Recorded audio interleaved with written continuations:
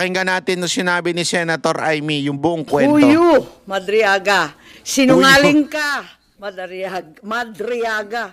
Naku, hindi ko mabuo yung pangalan nito. At ang lahat ng gustong marinig at pakinabangan ng mga kasinungalingan mo ay may naghihintay na kwarto sa impyerno. Nako. Ako, bilang senador at kapatid ni Bonget, 10 ng mga tunay na nakakaalam ng pangyayari ay may moral na pananagutan na pabulaan at itama ang nakakasukang kasinungalingan ni Madriaga. Inuulit ko, sinungaling ka, Madriaga, at hindi ako papayag na gamitin mo at ng mga kasamahan mo ang oras, ang espasyo, ang dignidad ng kahit na anong opisina o sangay ng gobyerno. Isasalaysay ko ang mga pangyayari noong 2021. Yan. Ang tunay na pagbuo ng unit team. Yan. Nagtatanong, maraming naghahaka-haka. Higit sa lahat, may nagsisinungaling dyan sa Kongreso. Yan. So, Pakinggan natin. No such thing as yung mga term, ano ba yan? Paghahati ng term, ano ba yun? Sinabi Term sharing. na meron daw alyansa and magte-term sharing. Nako, talaga naman kasinungalingan yan. Okay, na next slide na tayo. Ang unang pagtitipon at pag-uusap tungkol sa Vice Presidency noong May 29, 2 days before the birthday of our VP then. Nag-lunch date kami sa Primus Bistro sa Davao. Naalala ko pa kasi bago eh. Tapos, first time na nag-usap ng matagal-tagal si Bongbong at si Inday Sara. Tapos nag-greet kami at syempre nagpahaging kami na kung maari si Bongbong na ang maging VP ni Inday Sara. Kasi alam naman natin na mamayagpag sa lahat ng survey si VP noon, Mayor Inday siya, bilang presidential bet. Ika nga, walk-over sana. Kasi nakaupo pa yung tatay niya at napaka-popular niya mismo. Ngunit nung August 5, maalala ninyo, sinabi ng PDP Laban, ine-endorso si Bongo and Rodrigo Duterte as VP. Yun ang official statement. Pero ang walang hiyang Madriaga na yan, ang sabi a few months before November 21, nakumbinsi ni Bongbong si PRRD na si Inday ang maging VP sa kanya. Hindi ko talaga maintindihan ang pinagsasabi niyan. Maliwanag na ang PDP may sariling lakad, may sariling mga kandidato, hinding-hindi si Bongbong. Nag-umpisa kami kasi nga 'di ba naalala niyo yan. Ako involved tayo diyan eh. Talagang hindi po ako nakikialam sa sa desisyon o whatsoever. Pero talagang alam ko 'yan kasi nung time na yan yung madalas tayong 'di ba nakikita niyo naman yung mga picture ko eh. Na madalas po tayo naiimbitahan ni Pangulong Duterte sa Malacanang noon at tinatanong niya ako ano ba ang sentimento ng mga netizen. Nakikita nyo naman din po yan na nanonood si Pangulong Duterte sa ating vlog at talagang tinatanong niya ano ba yung mga nadidinig mo. At sinasabi ko talaga sa kanya na si VP Sara Duterte ang presidente. At tinanong ko pa nga siya noon kasi ayaw talaga ni VP Sara Duterte. Tinanong ko sa kanya yon. Mr. President, would you really consider supporting Marcos that time? Alam mo talagang ang dami niya sa akin sinabi na wala akong karapatang sabihin dito, pero eventually, sinabi niya na rin eh. Tulad nung ilang beses nagpunta sa Malacanang niya si Marcos at saka yung asawa niya para humingi ng posisyon. Ang dami nila sinabi nun. Meron pa, more than that. Meron pa siya lang sinabi na pumupuntang toot sa Malacanang. Oo. Pero ayaw niya talaga kay Marcos. Ever since, ayaw niya. Marami nang pumipilit sa kanya nun. Na okay na yan, maganda yan. Na solid North, solid South. Pag pinagsama mo, malakas yan. At sabi nga niya, para hindi talaga mapunta sa mga dilawan o pinklawan ang gobyerno. Pero never talaga. Ayaw niya talaga. Sobrang ayaw niya kay Marcos. Kaya ito sinasabi ni Madriaga, napaka-imposible. Sobrang napaka-imposible ho itong sinasabi ni Madriaga na ito. Hindi makikipagkuntsabahan si Pangulong Duterte kay Marcos dahil ayaw niya nga yan. Hindi nga niya yan hinaharap pag pumupunta sa Malacanang nun eh. Ganong katindi. Hindi niya yan hinaharap. Usap-usap sa isang GC nung September 7. Nag-uusap na kami, pero nag-decide ako, mag-GC na tayo. At sa awa ng Diyos, kahapon, sa yamot ko, sa inis ko dyan, sa sinungaling na yan, na hanap ko ang aking lumang cellphone. Andito. At as usual, Samsung na may note. At nakita ko yung aming pagte-text. Yan, nabuo ang isang grupo kasama ng ilang kamag-anak, na kamag-anak rin ni Inday, kamag-anak rin namin. Makikita nyo, September 8, dineklara na Go Duterte na ang standard bearer. Walang Bongbong, walang Sara. Ang sinungaling talaga. Pagkatapos, September 10, sabi nga, duda na si Presidente o si Sara ay tatakbo. Sinabi ni Mayora noon na silang mag-ama may deal. Isa lang ang tatakbo sa kanila sa national. Hindi ko maintindihan ang mga claim nitong taong ito. Tapos, in-endorse, September 19, magulo. Magulo talagang panahon na yun eh. Si Pacquiao naman ang in-endorso. September 28, nag-usap-usap kami sa bahay. Andyan si Bongbong, yung kamag-anak namin, si Mike Acevedo Lopez, kamag-anak namin ng mga Duterte. Hindi ko maintindihan, may lola yung nanay ko na lola rin ni PRRD. Ang sabi, Bongbong will file. Ako to, text ko to, nakita ko eh. He will file October 6 as instructed. Pero sana somebody will file as his VP. Kasi nakakatawa naman, walang katandem. Yun ang pinapaliwanag ko kay VP Sara Mayora noon. Still hoping you will run and he will slide down to VP ASAP. Ewan, ganon. Ngayon, ang sagot naman ni VP, tulad ng sinabi niya sa media, nako, ang usapan namin ni PRRD, VP na siya sa PDP, ako, mayor na. At yun nga ang nangyari.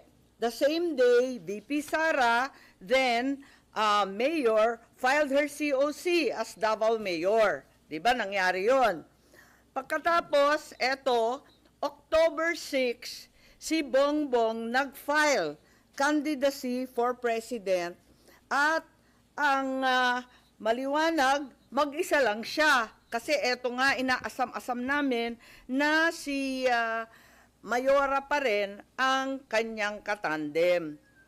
Pero itong Madriaga dyan sa Congress, sabi niya na si PRRD daw, sinabi sa kanya noong November 21 na si BBM tatakbo at si Sara ang VP. Anong kasinungalingan yan? October 6 pa lang nag-file na si Bongbong na mag-isa. Kaya magtataka ka talaga. Maalala po ninyo na nung pagkatapos nun, ayan na yung kay Bato. Maalala ninyo, bigla ang pinatakbo si Bato at para siyang seat warmer lang. At ang inaakala ng tao si Bongo at saka si Presidente Duterte ang kanyang VP. Huwag nilang ginugulo ang kwento. Talaga naman, maliwanag to. Hindi ko maalala ito pagkat hindi ako sang-ayon. Ang nangyari sa October, pag-file ni Bongbong, pinatawag siya ng PDP sa palasyo. Yun ang totoo. Hindi yung sinasabi ni Madriaga na kaming magkapatid, pumunta kay PRRD para mag-term sharing deal. Walang ganon, walang alam si PRRD, kasinungalingan yun. Kita ninyo? PDP. Yan ang ang medyo gumaganon that time eh. Kasi kailangan sila maging majority. sa Kamara, sa Senado. So sila yung namamagitan. Pero walang kaalam-alam si Pangulong Duterte. Dahil ayaw nga niya talaga kay Marcos ever since. Ang nangyari, nung nag-file si Bongbong, tinanong siya ni PRRD, tatakbo ka ba? Tapos sabi niya, oo, nag-file na po. Nandun yung PDP, si Alcusi, si Bongo, si Medialdea yata. Wala ako Kasi ayokong pumunta si Bongbong, sabi ko sa kanya, hoy, wag kang pupunta dyan. Sabi niya, nakakahiya naman ang nagpapatawag sa Pangulo. Sabi ko, kukuyugin ka lang ng PDP, pipilitin kayo. Wag ka nang pumunta. Tapos, napakiusapan yata at pumunta siya nung una. Second time, pumunta rin siya. Pinatawag na naman siya kung talagang ayaw niya. Dalawa lang option. Manatili siyang presidente, pero ang kanyang vice president si Bongo, ang buong cabinet hawak ni Bongo. Parang ganun yung kwento. Hindi ko maalala kasi yun nga, hindi naman ako sang-ayon doon sa pagpunta niya. Tapos, yung isang option, Bongo for president, si Bongbong na lang ang vice. Parang ganun ang pinag-uusapan ng PDP. Si Presidente, tinatanong ko si Bongbong, anong sabi naman ni PRRD? Sabi niya, wala naman sinasabi masyado, sinabihan na lang akong good luck kung tatakbo ka. Parang ganun. Sabi ko, umuo ka ba o hindi? Sabi niya, ano pang gagawin ko? Di umuo ka. Wala naman siyang imik. Later on, ang pagkasabi ng mga PDP, parang nagkasundo na daw sila ni Bongbong at naon raw sila. Pero wala ako doon. Kwinento lang ni Bongbong, pagkatapos ng meeting niya, pumunta sa bahay namin. Ngayon, tuloy-tuloy, porsigido pa rin ako na si VP Sara ang maging katandem ni Bongbong. Kinukulit ko siya. Tapos, nung bandang October 27, kasi nga nabalitaan na pinapatawag ng PDP si Bongbong, nagtatanong, sure ka ba na aatras si BBM sa PDP talks? Ayan, andito sa telepono ko. Andyan, nakikita ba? Ayan. Oo nga, grabe sa media. Hindi ko naman iniinsulto yung PDP, pero tapos na yung mga salita-salitang ganyan. Tapos, ang sabi ni Mayora noon, duda ko, mahina akong vice president. Sabi ko, mahina kang vice president kasi gusto naming lahat president ka. Magpa-survey ka. Kaya nahanap ko nga, andito pa, pinaprint ko ulit yung mga survey. Nagpagawa pa siya ng survey. Hirap na hirap nga kami magpa-survey pagkat eto nga, talagang undas nun All Saints Day noon, ang hirap maghagilap ng tao, pero kahit papano nakapag-produce kami ng survey at nag-presentation noong November 3 na tama nga ang kutob niya, mahina siya bilang vice-presidente kesa sa presidente. Kasi na-disappoint yung mga Sara All. Alam naman natin yon. Pero sabi ko, malakas ka pa rin. Walang tatalo sa'yo. At yun, panay ang usap namin kung anong gagawin, kung anong dapat. At walang kinalaman to sa PDP at PRRD. May kanya-kanyang landas to Talagang magulo nun Makita ninyo, November 9, si Mayora nag-withdraw from the mayoralty race, Baste replaced her. So hindi ko alam yung mga November 21 ng Madriaga na yan. Pagkatapos noon, makita ninyo ang ating vice-presidente nag-resign sa Hugpong. Ayun, November 10 din yan. Tapos, noong November 11, sa isang kasal ng anak ni Senator Revilla, si Inday Sara sumali sa Lakas CMD para meron na siyang national party. Naghahanda na siya. Ayun. Pagkatapos niyan, nag-happy birthday na naman siya sa GC. Happy birthday, Senator Amy. Many, many happy returns. Tapos, tinatanong ako sa telepono, ano naman ang birthday wish mo? Sabi ko, birthday wish ko, same as last year, Inday for President. So, hanggang sa dulo talaga, pinagpipilitan namin na siya talaga. Ayun. Tapos, November 12, Ang liwanag naman ng statement ng aking kapatid, no to possible term sharing. Kaya tumigil ang mga nagchichismis ng kalokohan. Bakit magti-term sharing? Pinipilit nga namin na yung buong term, ang pagiging Pangulo, para kay Inday. Makikihati pa siya. Saan naman kalokohan ng galing yon? This is not a good formula for stability. Tama yon. And the reason why 6 years is there is for the policies of government to continue. Ayan na, continue. And if we change government, magkakagulo. Ayan. Yan ang statement ni Bongbong November 12. So hindi ko maintindihan saan nagmula yan term sharing na kabulastugan na yan.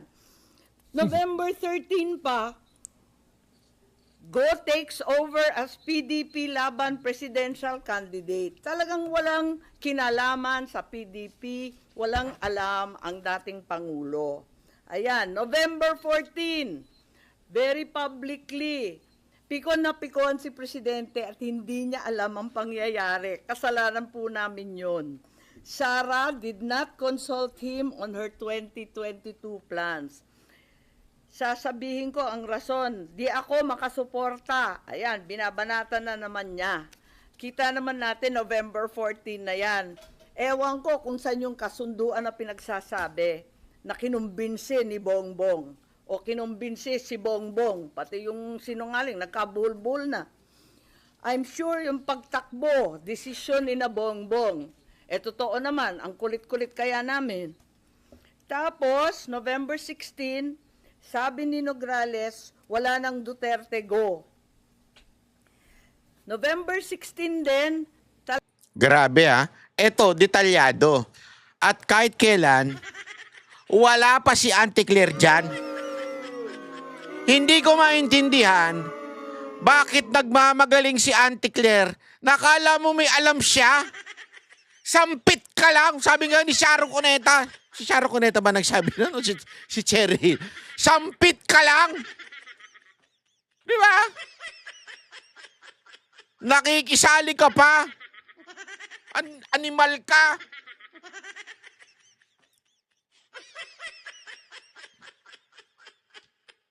Ay, nako.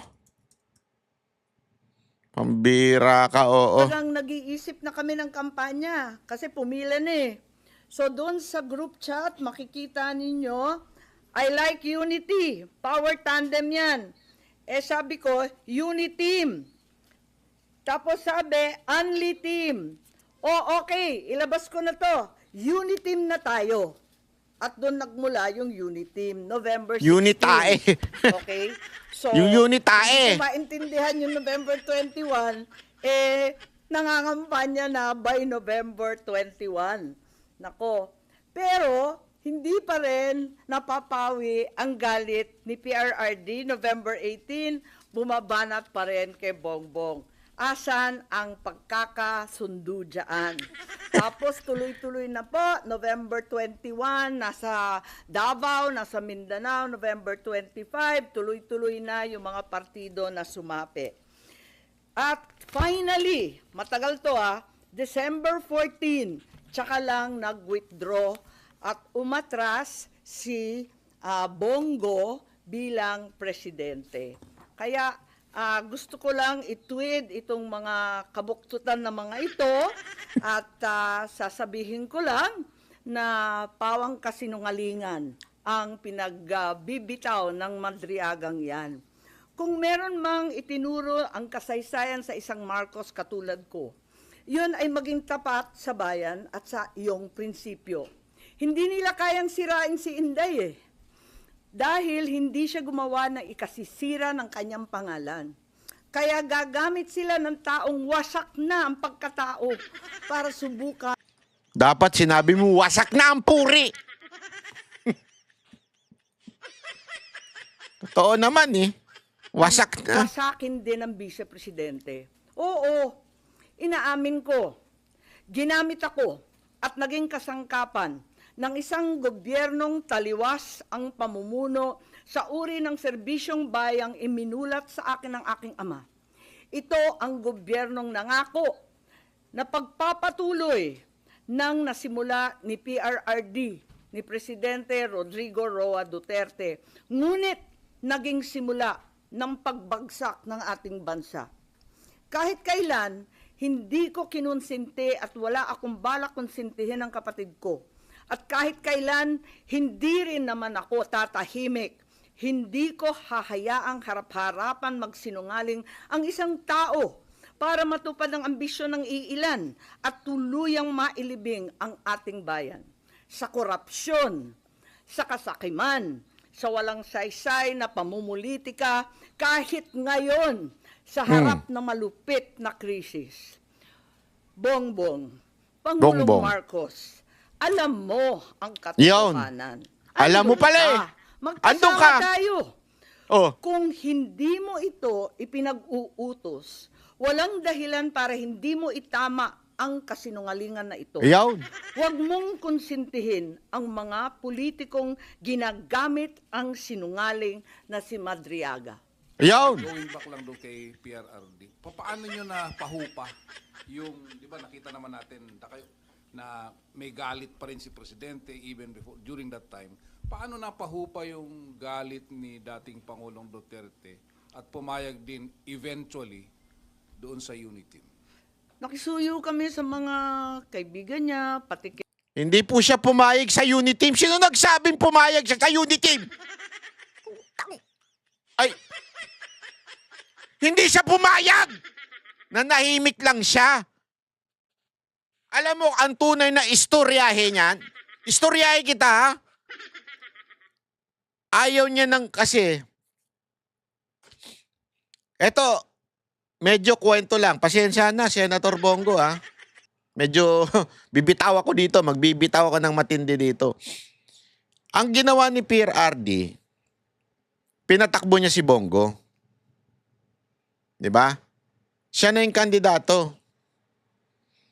Tapos, si Bongbong at saka si Sara sa unit team. Sabi ni Pangulong Duterte nun, sa harapan ko, sa harapan ng ilang malalapit sa kanya. Sabi niya, itodo mo na yan. Akong bahala. Akong bahala kay Marcos. Kaya mong talunin yon. Yan, eto, hindi po sa akin ang galing ito ha. Talagang narinig ko yun. Tapos, alam mo sabi ni Bongo, ayoko kasi mag-aaway kayo ng anak mo. Yan ang sinabi niya. Uurong na lang ako kasi mag-aaway kayo ng anak mo. Kasi habang binibira mo si Bongbong, tatamaan si Sara. Yan ang sabi ni Bongo. At ayokong ako maging dahilan ng away nyo na mag-ama. Alam mo, in front of me, in front of some people, politicians, sinabun niya si Bongo. At sinabi niya, wag mo nang pinakikialaman yung relasyon ko at magkaiba kami ng anak ko. Politika ito. Wag mong iniisip yun. Mag-concentrate ka sa pagiging pangulo. Pero dahil nga, iba ang personalidad ni Bongo, hindi confrontational si Bongo umatras siya. At kaya ipinalit si Bato. Ganon ang talagang nangyari. Dahil ayaw talaga ni Duterte si BBM. Kaya imposible yung sinasabi ng reporter. Misleading ka Your Honor, I object. Misleading. Hindi sinabi ni Pangulong Duterte, gusto ko na unit team. Alam mo nangyari na lang nun? Para hindi magulo at hindi masira yung relasyon ni Pangulong Duterte at si VP Sara Duterte, tumahimik na lang si Pangulong Duterte. Hindi niya na diniretso-diretso yung banat niya. Kasi kung maalala ninyo, unang araw na nag-file si Vice President Sara Duterte na bilang Vice Presidente si Bongbong Marcos, kagabihan, sa akin lang siya nagpa-interview. At off-cam, masama talaga ang loob niya kay Marcos. Feeling niya talaga nilinlang. At pinilit nila si BP Sara Duterte na tumakbong BP para manalo si Marcos. As a matter of fact, that interview should not be, i-google nyo, should not be about Bongbong Marcos. That interview supposed to be yung kasinungalingan ni Thinking Pinoy na sinasabi niya na para bagang kinokontrol ni Bongo si Pangulong Duterte kasi tatawa-tawa si Pangulong Duterte nung humarap sa COMELEC. At para mapasinungalingan na kinokontrol ni Bongo si Pangulong Duterte, nagpa-interview siya. Madaling araw yun. At ako yung nag-interview at alam ko yun. Nag-uusap kami offline.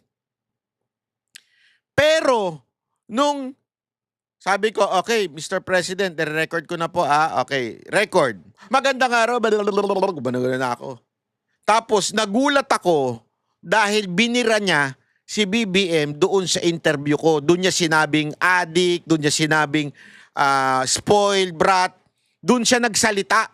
Kung maalala niyo yun. After nun, hindi live yun recorded yun.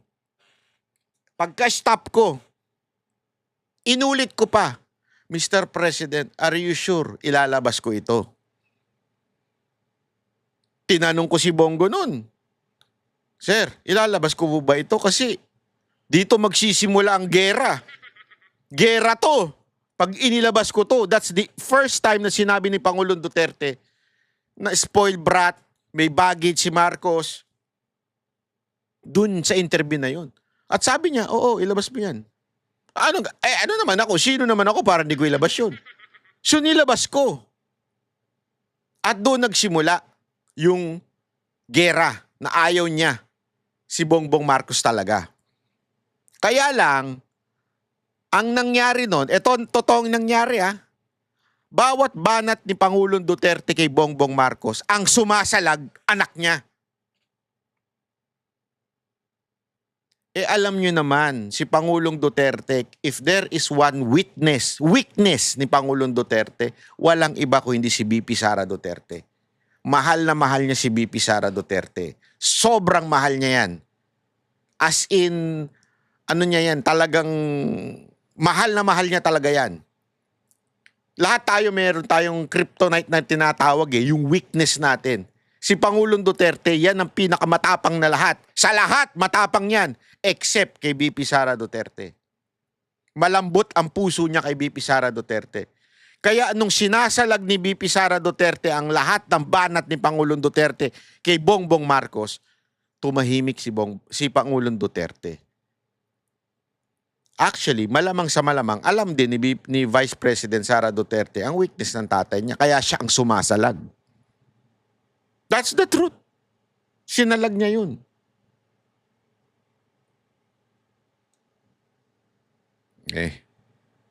Yan ang tunay na istorya. Kaya katarantaduhan, sorry misleading yung tanong nung media. Misleading. Kasi hindi naman niya gusto Senator Bongo, pati sa kanyang ES, nakisuyo rin kami kay Pastor Kibuloy na awatin na lamang kasi katandem na ng anak niya, kawawa naman. Pumayag naman si Presidente Duterte.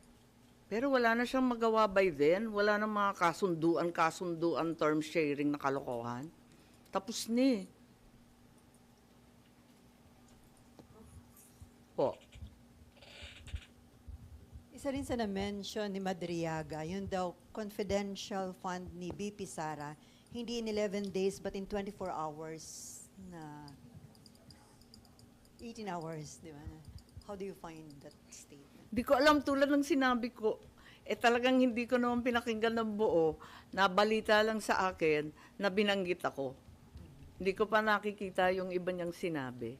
So wala kayong prejudgment sa kanyang credibility, dun lang Doon lang talaga, doon sa tungkol sa akin. Kasi klarong-klaro talaga sa akin. Ang liwa-liwanag, Nahanap ko pa yung telepono, andito pa yung mga survey na tira-tira.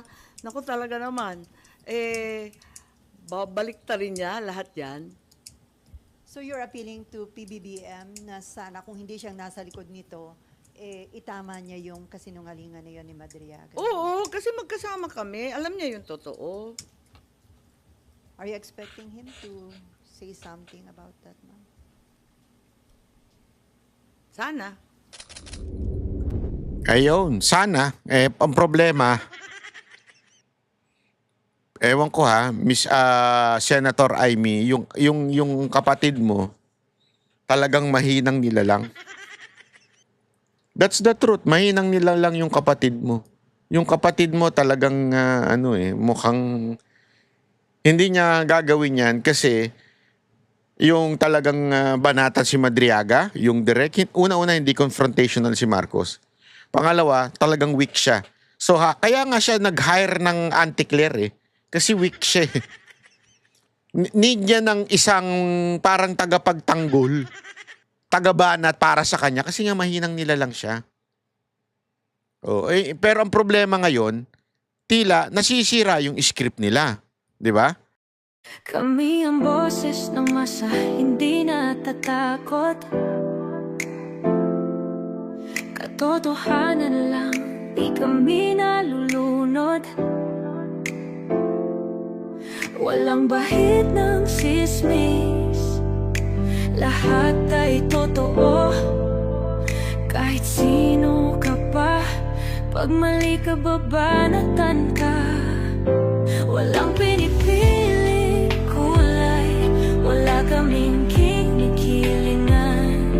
Basta para sa bayan, kami lalaban. Pag tama palakpakan, pag mali banatan. Di matitinag, di matatakot, para sa bayan tuloy ang sigaw. Sa harap ng kamera, walang halong takot. Mga baluktot, lahat kayo'y tutumba. Ang hustisya at totoo, yun lang ang mahalaga. Kahit sinong harang, di kami matitinag. Walang pinipiling kulay, wala kaming kinikilingan. Basta para sa bayan, kami lalaban. Pag tama palakpakan, pag mali banatan. Di matitinag, di matatakot, para sa bayan tuloy ang sigaw. Kung nasa tama ka, ikaw ay aming kasama. Pero pag mali ka, handa ka na bang mabasag? Banateros kami, walang inuunan. Dahil bayan muna, bago ang sarili.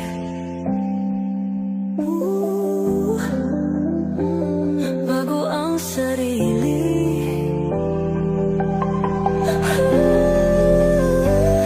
Pag tama palakpakan, pag mali banatan. Banateros ang sigaw, katotohanan ang laban.